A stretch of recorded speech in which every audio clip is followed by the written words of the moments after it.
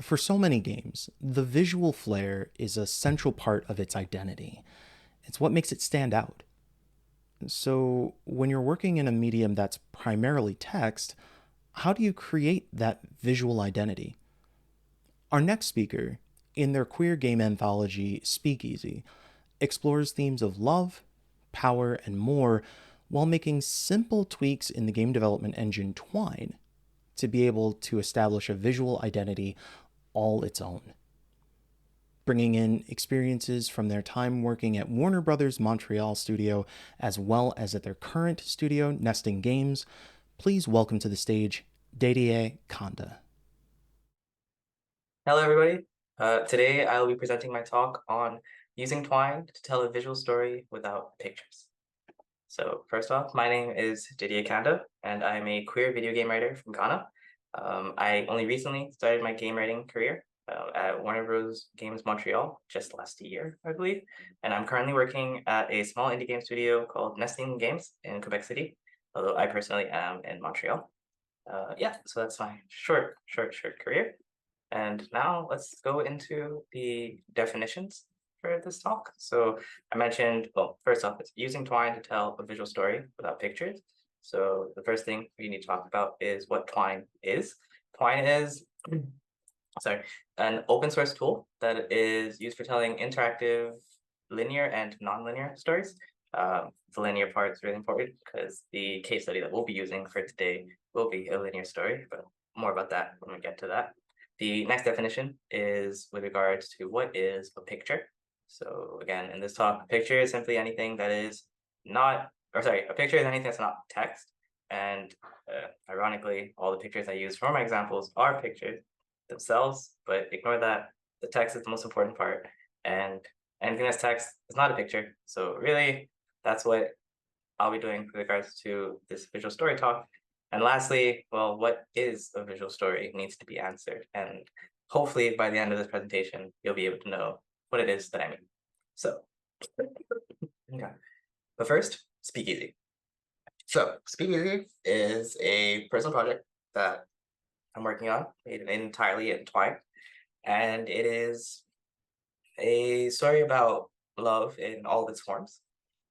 So the quick premise about it is essentially that it takes place in Accra, Ghana in 2073, I believe, in a world where those who love each other gain superpowers between the two of them. And it really is just an exploration of all the different ways in which love can occur between people and how sometimes people have different definitions of it, even though they themselves love each other. So yeah, it's a really fun story, really fun project that I'm working on. And if you're interested in it at all, well, it's on itch.io. Pardon me, it's on itch.io under my name, so Dedie Kanda. Just look for Speakeasy, and you'll be able to find it. Next up now, we will talk about what it is that I'll be showing for the rest of the presentation. So the table of contents. Here we have the itinerary of today's talk as we go through each of the building blocks used in Speakeasy, my project. The first two building blocks, pages and speech logs, are building blocks that evoke imagery. And the last four, so the stanza, synesthesis, shapes and density, and timestamps, they are building blocks that incorporate compositional techniques to help enhance the story overall. So with that all said and done, let's go to the next one, which is, well, first item on the list, pages. Pages are inspired by cuts and scenes in film in particular. So an example always would be if it's the case that two speakers are speaking during a scene, in any scene in a film, then the camera will be focused on speaker A, but then immediately after speaker A finishes speaking, the camera will cut to speaker B. And that ability to frame who is speaking, or rather to maintain information until it's needed, is what I use or what I emulate using pages in my project. So pages are meant to withhold information up until and only until the speaker is, well, sorry, the reader rather, is ready to go on to the next page to get the information required. This is also a personal battle I have myself in traditional reading, or reading traditional works, because my eyes always wander down and try to autocomplete, if you would, and see what happens before it's the case that I'm actually ready to get there. And so pages pretty much get rid of all of that by simply allowing the reader to only move forward when they themselves are ready to move forward and see what happens next. So I'm going to read through a quick example of how it is the case that I use pages in my project Speakeasy. She thought on that for a while. You're both a lot louder than you know. Oh, that, I began. He was just being a mess for whatever reason. I mean your presence, Dizzy, not your words. Oh, although, oh no. Yes, she said, smiling. I'm gay too. And cue gay keyboard smash. So this is just one example of pages, and pages are just one example of the building blocks that I use in my project. Next up, we have speech logs. So speech logs are take inspiration from dialogue in theater, and it's really just a way of formatting dialogue in any of the scenes in my project. And its rule is that there are two and exactly two speakers, and each line annotates who it is that is speaking at any given point in time. So I'll just quickly read through. In the next page, you'll see an example, and I'll quickly read through that to showcase what it is that looks like and explain why it is that some of these rules are in place. So, she's pretty, right? Isn't that who you walked home the other night? Yeah. So why so nervous now? So in this example, Aku is speaking to the main character of Speakeasy. Her name is Dizzy, and she's Aku's older sister. And they're conspiring, if you would, about how it is the case that Dizzy's going to talk about her crush, or talk to her crush, who is in the bar with them playing piano in the back. And in this example, as you can see, there are two shades of gray that are used to represent the speakers, Aku and me. And I make sure that there's exactly two speakers because I want it to be the case that the brain can see, okay, a shade of gray is to the left. Is it darker? That's Aku. If it's lighter, that's me or Dizzy. So if it was the case that there was a third speaker, well, then that would be a problem because it wouldn't be an organic and instinctive comparison that your brain makes going, is it darker or lighter? But now your brain has to start asking, is it darker than the lightest shade? Or is it lighter than the lightest shade? And so on and so forth. And it goes from a very quick snap-second decision of, okay, darker means this character, lighter means this character, to now having to figure out which shade of gray means which.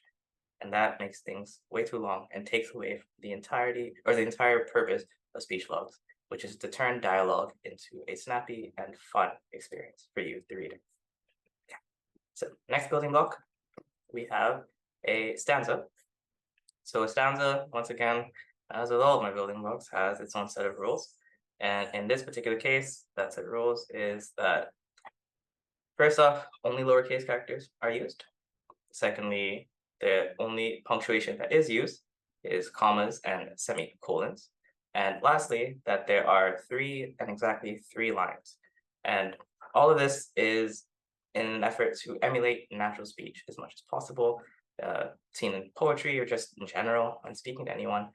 And I'll step through 3 examples after that to just showcase, how that looks like. So the first one we have is, the rain remained now as it had all night, tapping on the glass of the windows, as though keeping time.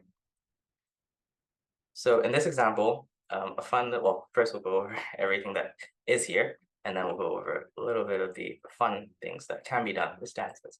So as can be seen, only lowercase characters and no punctuation. Well, in this example, no punctuation, but if there was punctuation, I assure you it would be only commas and semicolons. And also there are the 3 lines. But another little fun thing, or addition, I guess, or detail rather, to this example is how it goes, tapping on the glass of the windows as though keeping time. However, it can also be read with a pause. So tapping on the glass of the windows as though keeping time. And the absence of the punctuation allows for you, the reader, to be able to choose your own adventure, really, and interpret the passage of the text however you please. So in the next example, you'll see that there is a little extra that can be added to a stanza while still maintaining the core DNA. So here, I'll read it out, and then we'll go over what's new and what's present. So it goes, snoring, that's what it was. And somewhere out there the old men snored, because the rain, it poured upon us. Trails like braille dotted the windows, falling. So in this example, you can see that there are 4 lines, although I show you the 3 lines down at the bottom are the stanza, and the fourth one is not part of the stanza. You can see it's not part of the stanza for a number of reasons, not including the space between them, but also because it has capital letters and it has that pesky full stop or period. And so this line at the top, this fourth one, is called the leading line. And you already noticed it, I'm sure, in the previous building block, speech logs, where I use the light gray and the dark gray as contrast to help you determine or decide who is speaking or get that information. So in this particular case, what am I gonna say? Sorry, we can have that snoring, that's what it was, contrasts with the rest of the stanza because of, like I mentioned, it having the capital letters and it having the period, because it shows how there's the structure in the beginning and how it ends then finally with, well, it's still structured, but it becomes a lot more loose, it becomes a lot more free, and it just allows for you, the reader, to have fun with what it is that you're experiencing. And the last detail is the highlighted word board, which is not interactable at all in the project itself. It's really just to add texture for the reading experience and for allowing you, the reader, to have a more memorable read through. Because once again, it also makes use of the contrast with the black text and the white background. Okay, so I'm going to get through the last example really quickly, and I'll go to the next building block after that. I gathered my thoughts before sharing them, thinking of things, like old record books, pages of dates and signatures, and the often long talks always prior to these happenings.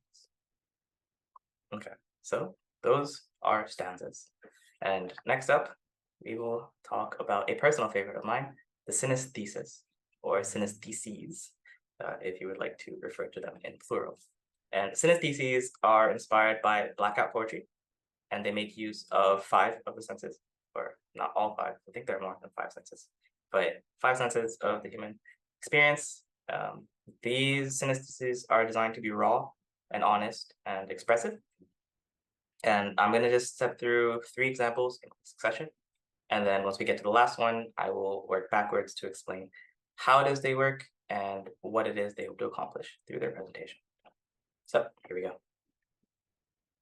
I felt the muted motions of her arms beside me, rubbing against mine.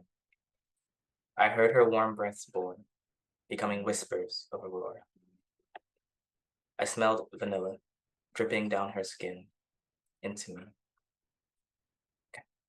So these 3 examples all combined make it the synesthesis. There's also 2 different other senses that could occur, and they do occur in other episodes.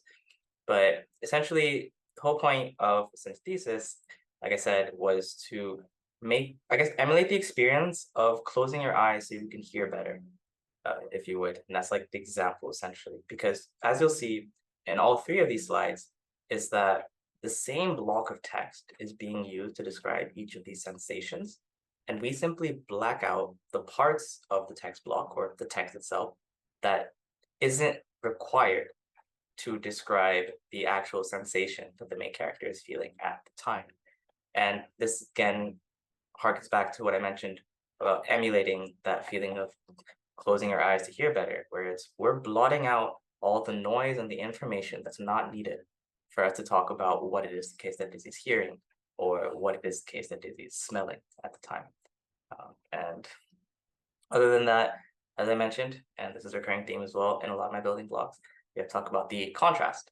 So in particular, the first line is highlighted, black text, white background, as well as the text itself throughout the block of text has only that which is required being seen, and everything else is blacked out. So that is, I guess, I don't know how to describe it, that would be how it's the case that I use contrast, but also how I focus in or magnify sensations using the actual visual aspect, again, all without pictures. Okay, so next up we have, of course, the foundational building block, if you would, of the entire project, or speakeasy. So both speakeasy, but also all of my writing in general, and that would be shapes and density.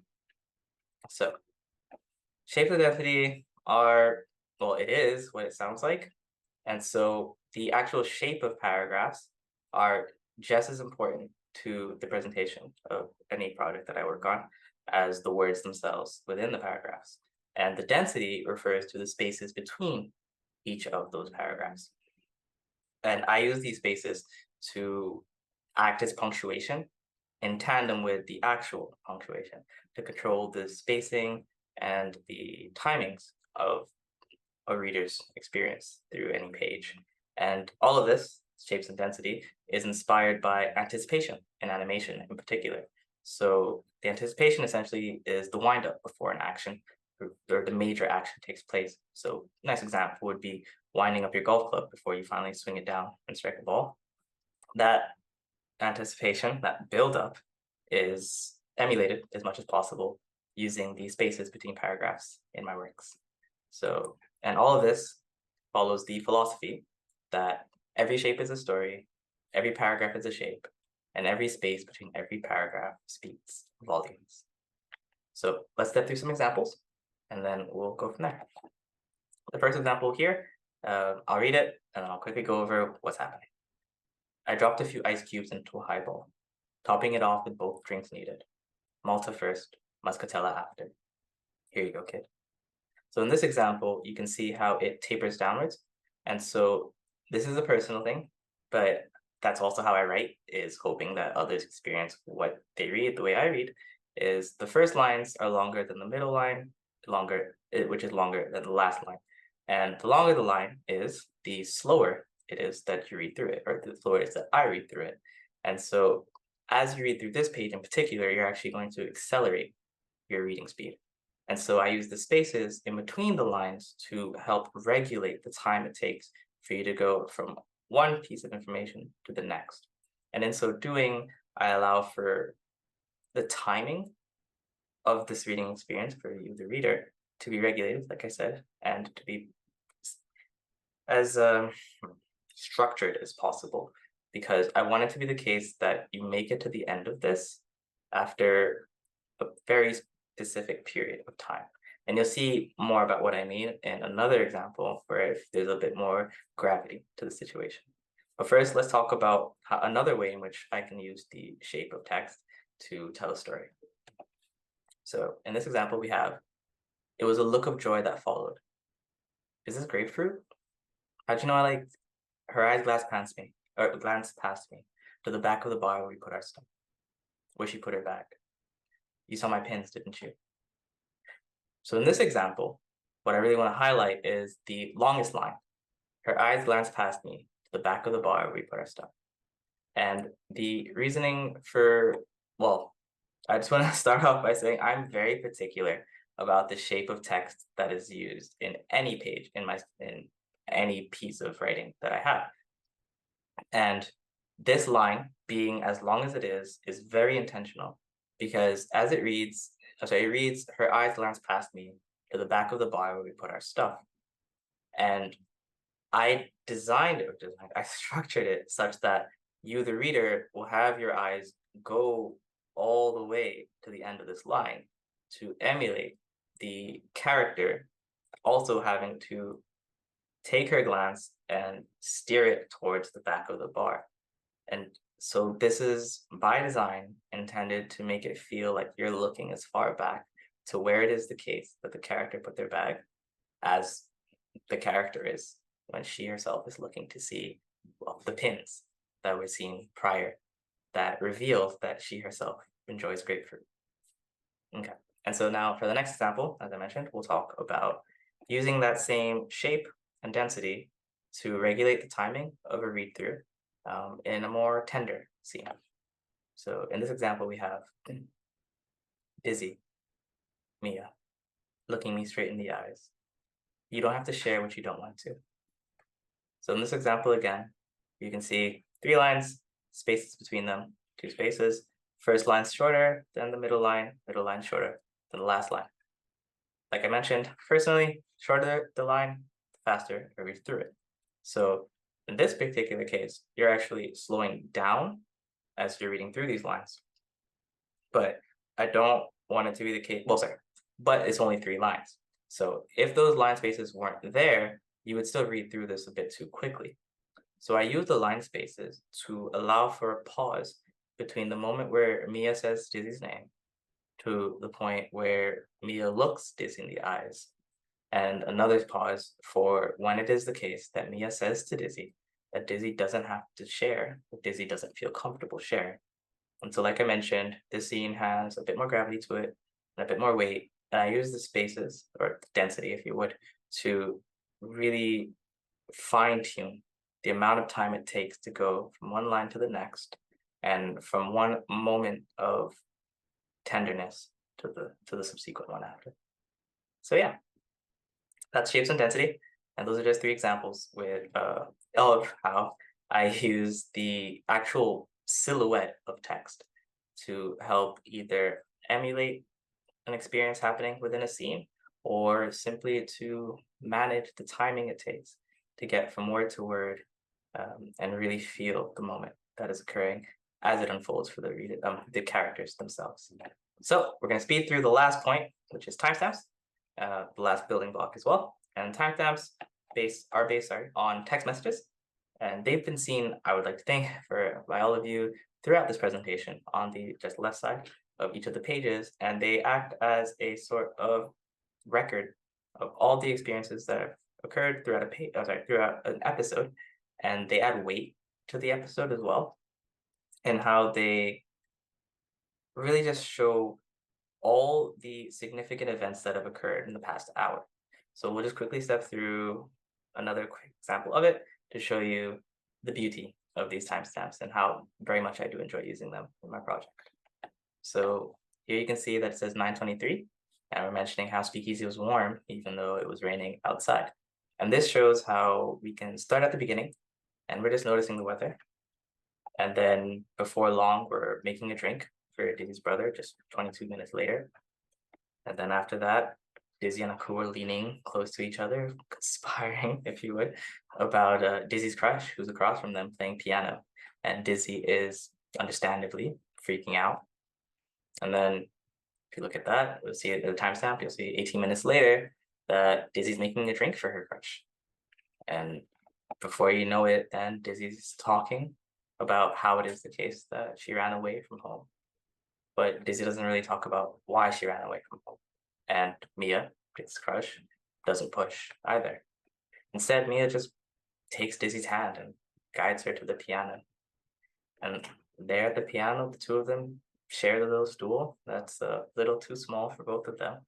And Dizzy gets to smell the vanilla that's dripping down Mia's skin, if you would. And it's just also tender and tense and kind. And all this takes place over an hour and 7 minutes, and more than a dozen key moments all throughout. And all of this is made possible by those little timestamps to the left that are marking away at all the time that's passed. So those are all the building blocks I use. Well, I'd say a good majority of the building blocks that I use for my project Speakeasy. And now we're going to have a quick recap to go over everything that's been seen, starting from the last thing that was seen, all the way back to the first. So first we have the last, which is timestamps. It's again, and they're inspired by text messages. And here you can see the code that I use for them. So the most, I guess, prominent things to look at are the variables location text and thin text. And the location text makes the text a little smaller and gray, and the thin text, which is not named properly, simply makes the text gray. But yeah, so that's how you can see I keep track of every single timestamp for every single page in the project. And then next up, we have the shape and density. So you can see even in the code itself, I really try to make sure that the silhouettes of the text, the paragraphs, are maintained from that point as well as to the final build when people get to experience it. Sometimes I might have to change entire orderings because it's the case that the full build is smaller, I guess, a smaller ratio of screen compared to the code. And so some silhouettes that I thought I had worked out properly actually end up needing to be revised. Okay, next up we have the Sinister Thesis. So here you can see the variable block, the little dollar sign means that's a variable. And for the block variable, that will make the text within it be gray, as well as the background of the text also be gray. And this is to simulate that blackout poetry effect. But if ever you're playing this episode and you were to highlight it, you would see that all that text is all there. And like I mentioned, it's all the same text block that is just blotted out at the right times to really magnify which sensations are being felt most prominently by Dizzy at any given moment. Okay. Next up, we have the stanzas. Like I said, 3 lines. They, structure small or small, lowercase, and only commas and semicolons. They're meant to emulate natural speech and inspired by spoken poetry. And you can see in the code, this quick highlights, for example, has text color being set to black and the background set to white. But yeah, those, I think, not much more to say about stanzas. So we'll go to the last part, which is, or last part, second to last, speech logs. And in speech logs, I use variables called log A and log B. And you can see in the Twine itself that, or in the Twine code itself, that I use a superscript actually to get the speaker annotation before every line. And it really is just beautiful and fun and exciting being able to use all of these really basic features that Twine has to enhance the reading experience. And I hope I can keep trying out new and different ways to add more fun and just more immersive building blocks to season 2 and season 3 of Speakeasy as I continue. And then next up we have the last one, which is pages. So for pages, it's more or less the same thing. Yes, you said smiling, okay too. But yeah, it's really what it is. Every page or the smallest building block of Speakeasy is a page. And so yeah, this is what it looks like behind the scenes. Anyways, with that all said and done, I'd say that's me, really. And this has been my talk on using Twine to tell a visual story without pictures. Thank you so very much. As someone who's never been personally gifted in the visual arts, this talk really opened my eyes to how many ways that somebody can use form to create visual texture in text. And just remember, if you're out there and haven't tried Twine before, it's a really great, accessible, and free way to make a game and tell your story. Thanks so much for all of that information, Dedie, and we're all looking forward to what you do next.